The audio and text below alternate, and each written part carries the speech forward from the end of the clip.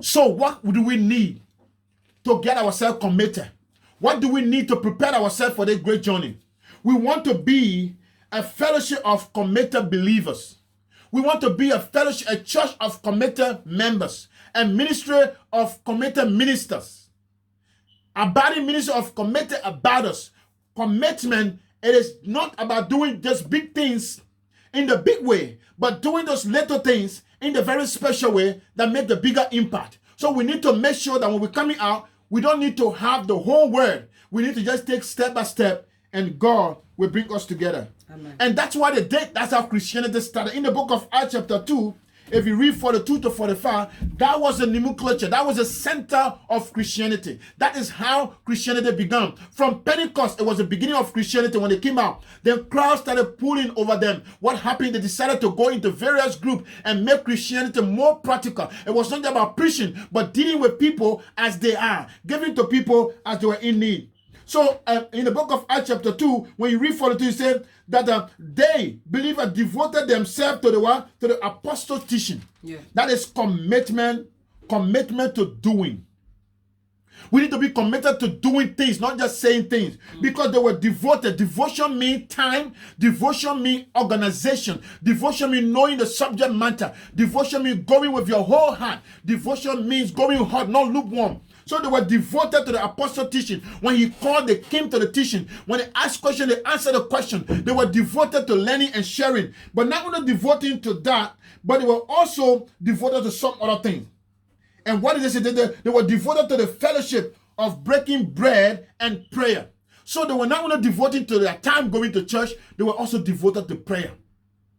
So when we come, we must pray. When we go, we must pray. When we sit, we must pray. If we're going to make a change, we need to be devoted time and many times without ceasing to prayers and devoted to the teaching. So when we say teaching, come to it. Go and teach as well so that the teachers will teach others. The second thing, Acts chapter 2, 43 says, and a whole year committed to what? To seeing everyone.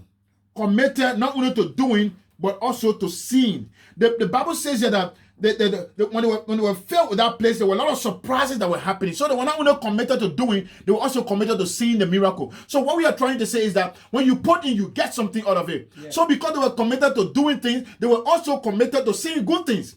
You know what it means to be committed to seeing good things? That means blessing will make you to see it.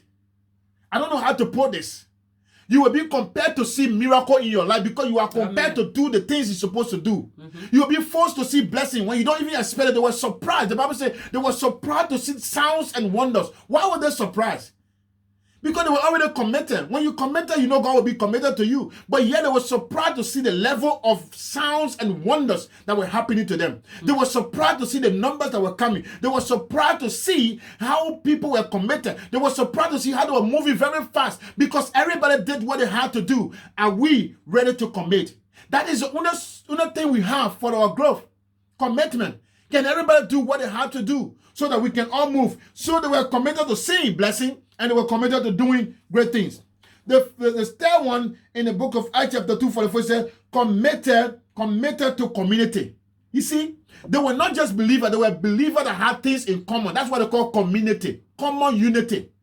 They had things in common. So when we said last week, a week before, the clarity of purpose, when everybody got the church in common, no ulterior motive, no other thing, but we have the interest in common, the interest of the church at heart, then everything will work. Nothing will be left behind. Everything will work just as it is. So Acts chapter 2:44 says, and all the believers were together and had everything in common.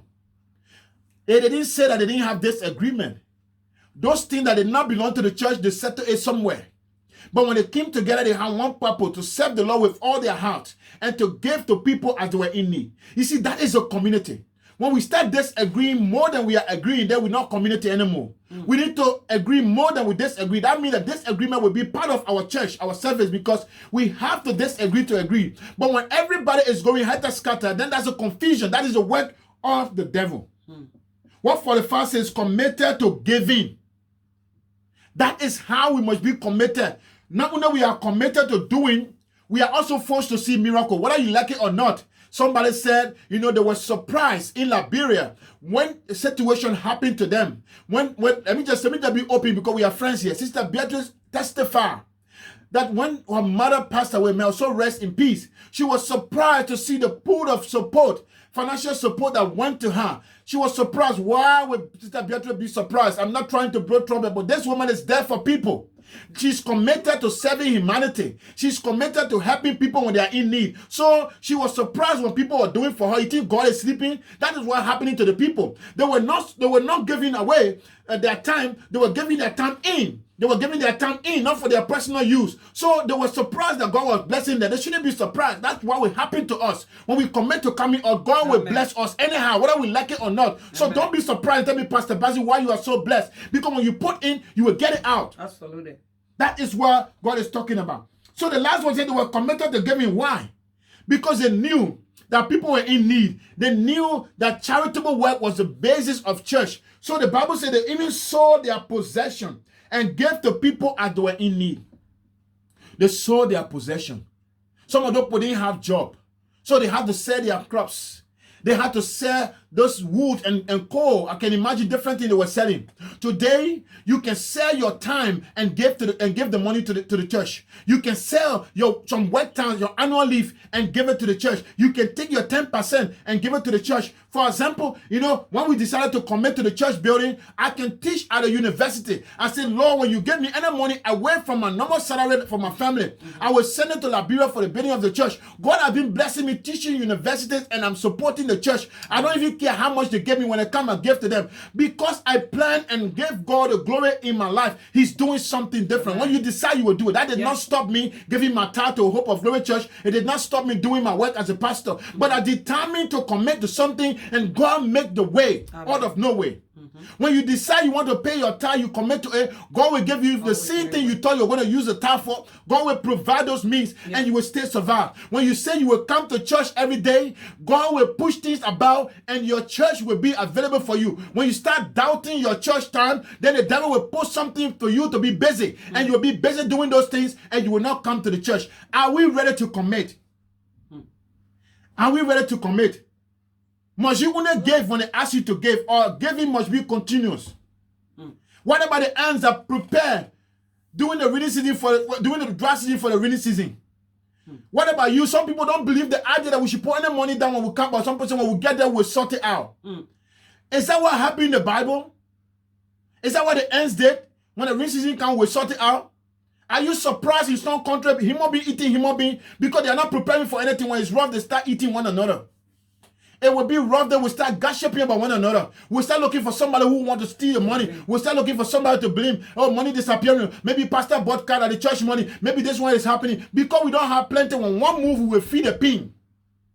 We need to come together and be committed to giving. Are we ready to commit? Can we actually honor the Lord with all of our substances? Can we actually honor the Lord with our wealth? Can we actually honor the Lord with our money and our time? Can we honor the Lord with our gift that we have? Can we actually make ourselves available? Can we make ourselves available? Can we do the little things that make bigger difference? The ball is in our church and in our court. We have whole months of series talking about our church, our choice. Have we forgotten that when you make the choice, you have responsibility for the choices?